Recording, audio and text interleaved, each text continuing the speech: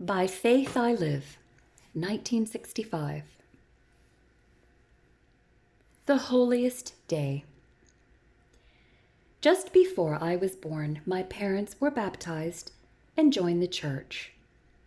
They often told me when I was a small boy about the interest which developed in their hearts in a series of tent meetings conducted by an earnest worker for God in Bridgeport, Connecticut. As the result of their regular attendance at these meetings, they began to see religious matters in a new light and realized the necessity of making a complete dedication of their all to Christ. They never wavered for a moment in that dedication and never looked back with any longing upon what they had left. When I was just 3 weeks old, they took me to the church and dedicated me to the Lord. I shall always believe that this is why I am a minister today, for they ever kept before me the fact that they had given me to God and hoped I would find a place in His service. About 12 years later, I was baptized in that same church, and more than 20 years later, I was married in the same place. After I became a minister, it was my joy to preach there on a number of occasions. As a child, I learned to love the Sabbath of the Bible, a love which I have never outgrown. My parents kept the day strictly, but never allowed it to become in any sense a burden to us children. Thus, I do not remember the Sabbath as a day of restriction of my liberties, but rather a welcomed day of unusual opportunity. I have childhood memories of the Sabbath being a delight, a day for special activities together as a family that we did not have time for on other days. A day of worship together in a little church where we took a part in everything. And I do mean everything, for the church in which I grew up was exceedingly small and really not very beautiful. Probably it would not seat even 75 people. Instead of pews, we had rows of chairs attached together, and the chairs were stained rather than the windows. The organ was a little old-fashioned reed instrument which had to be pumped with the feet. Of course, we had no choir. As I remember, we had practically none of the outward appurtenances which go to make a church and its services inspiring and lovely. But just the same, in the midst of our stark simplicity and lack of anything ostentatious, it was there that I gave my heart to the Lord Jesus Christ and felt the first stirrings of desire to go out in His vineyard and work for Him. I can never feel ashamed of roots like that. Not long ago, I received a letter from a man who had viewed my program on television. He wrote, "You seem to believe quite completely in the Bible. Why then do you not observe the seventh-day Sabbath of the Bible, which is the day we know as Saturday?" He was right, of course. Practically everyone knows that the Sabbath of the Bible is the day the Jews still observe, Saturday. And I have known it for a long time too. It was therefore a pleasure for me to tell him that the seventh-day Sabbath is the very day my parents and my church taught me to love. It is the day I observe, for, you see, my parents were Seventh-day Adventists, and I am today a Seventh-day Adventist minister. Because of my happy childhood memories and my joy in the Sabbath at present, I find it hard to understand completely the reluctance of some to keep God's Sabbath. I can never think of Sabbath observance as any kind of unwanted burden imposed upon us by a difficult and exacting God who shows no understanding of today's problems. Rather, Sabbath keeping is my response to a simple request made of me by the God who loves me and has always planned what is best for me and all the rest of His children. Surely it is not too much for Him to expect that I should obey Him in the faithful observance of His seventh-day Sabbath, no matter what anyone else thinks or does about it, is it? Here is God's request exactly as he makes it in the fourth of the 10 Commandments. Remember the Sabbath day, to keep it holy. 6 days shalt thou labor, and do all thy work. But the 7th day is the Sabbath of the Lord thy God. In it thou shalt not do any work, thou, nor thy son, nor thy daughter, thy manservant, nor thy maidservant, nor thy cattle, nor thy stranger that is within thy gates. For in 6 days the Lord made heaven and earth, the sea, and all that in them is, and rested the 7th day. Wherefore the Lord blessed the Sabbath day and hallowed it. Please refer to the book of Exodus chapter 20, verses 8 to 11. This command is specific and detailed, but it is not too much for him to ask, who has done so much for us and who still does so much for us each day of our lives. But I do not keep the Sabbath out of a lifelong habit my parents instilled in me as a child. One does not continually swim against the stream out of habit. He has to have convictions. Since I have grown up, I have discovered that many otherwise good Christians seem to feel a real enmity against God's holy Sabbath. I have sat tensely in meetings where it was bitterly assailed by its enemies, and at other times I too have been bitterly assailed for defending it.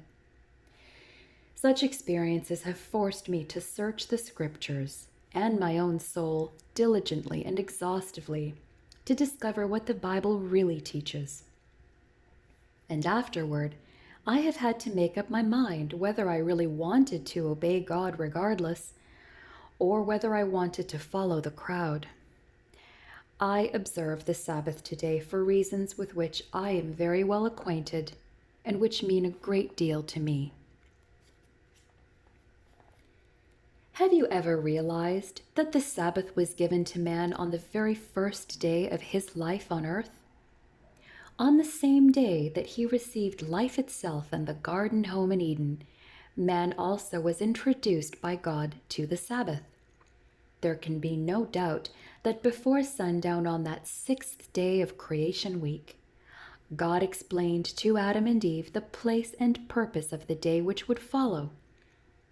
I believe that God and man rested together on that day and enjoyed spiritual refreshment and communion in their association. That inspiring day was to serve as an example for all the Sabbaths to come. It must have been a wonderful experience for the newly created pair. I have an idea that they early learned to love the Sabbath, and I believe they loved and treasured it even more after their fall into sin, when they had to leave their beautiful garden home. The only lasting thing besides their marriage that they took with them from Eden was the Sabbath. It served as a constant link to and reminder of God and his loving care for them. Here is how the Bible describes the making of the Sabbath on the 7th day of creation week. Thus the heavens and the earth were finished, and all the host of them. And on the 7th day God ended his work which he had made, and he rested on the 7th day from all his work which he had made. And God blessed the 7th day and sanctified it, because that in it he had rested from all his work which God created and made. From Genesis chapter 2, verses 1 to 3. Apparently, it took 3 specific acts of God to make the 7th day different from the others, establishing it as the Sabbath. First of all, God rested on that day. Second, he blessed it. And third, he sanctified it. To sanctify means to make sacred or holy, to set apart to a holy or religious use. God said something very significant when later he commanded men to remember the Sabbath day, to keep it holy. You see, God had made this day holy by his 3 special acts. We can keep holy only that which he has already made holy.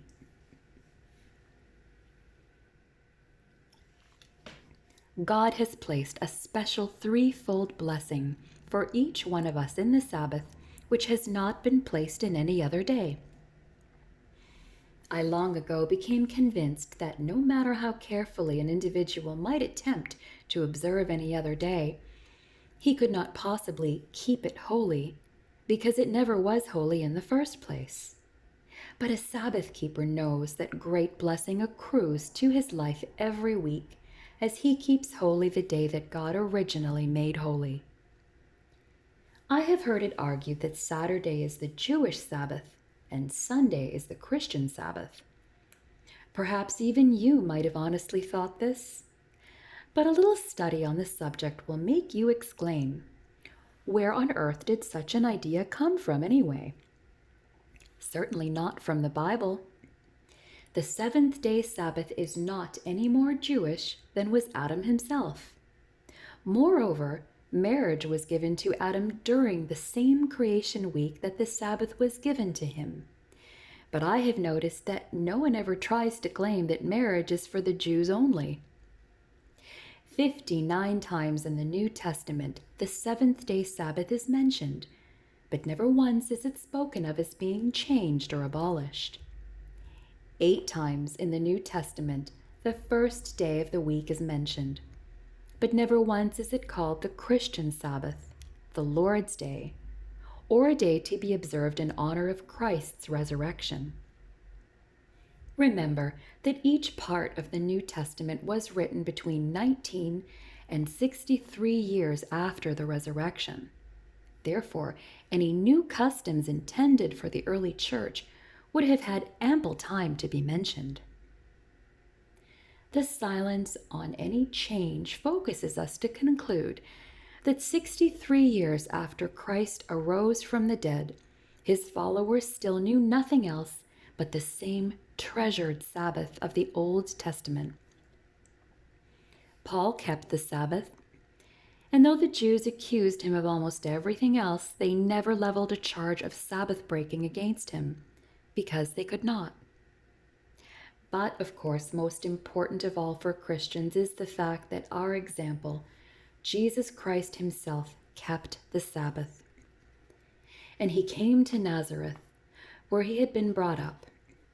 And as his custom was, he went into the synagogue on the Sabbath day and stood up to read. Luke chapter 4, verse 16. We are also told, the Son of Man is Lord even of the Sabbath day. Matthew 12, verse 8. The 7th-day Sabbath was Christ's Sabbath. It is the day of which he is Lord. Therefore, it is the Lord's day. It is the Christian Sabbath. No other day could possibly rightly claim these titles.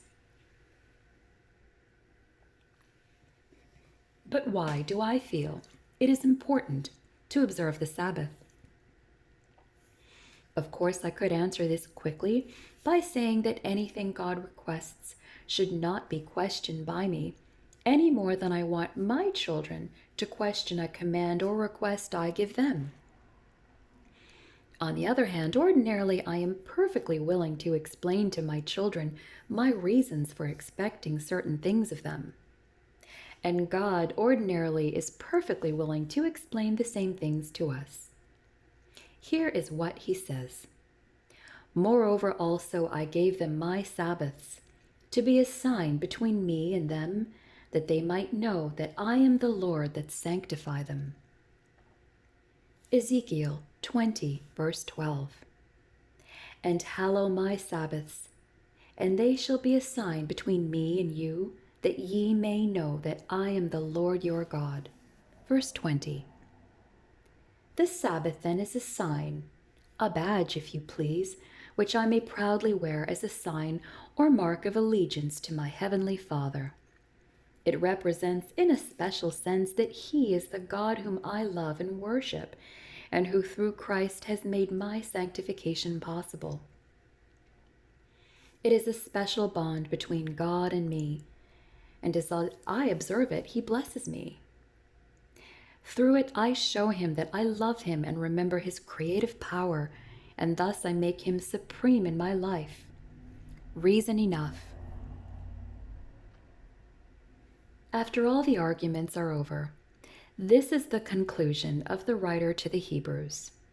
So then, there remains a Sabbath rest for the people of God. For whoever enters God's rest also ceases from his labors, as God did from his.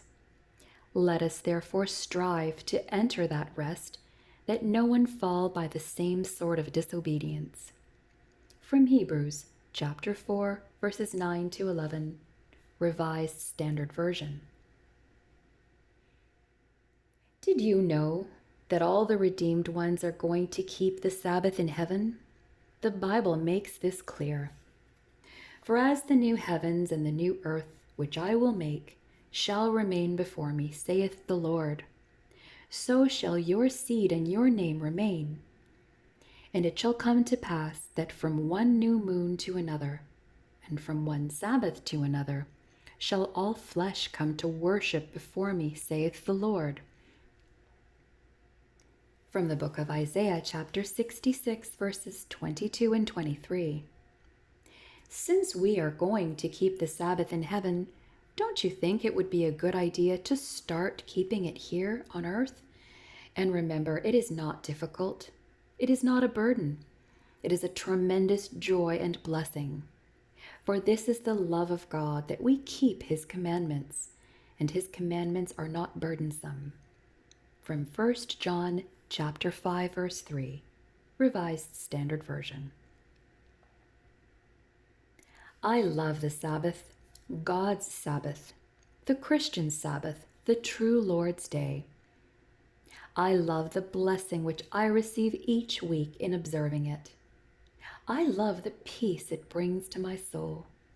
I consider it a joy to follow my Lord and Master in Sabbath keeping, as well as in other matters when I remember how much he did for me and how much he loves me. You too will love the Sabbath if you will keep it. Remember that you cannot keep it holy on any other day, for no other day is holy. Will you not enter then into the Sabbath, rest with Christ, and finally enter into an abundant place in his kingdom? The Sabbath will come to mean as much to you as it does to me.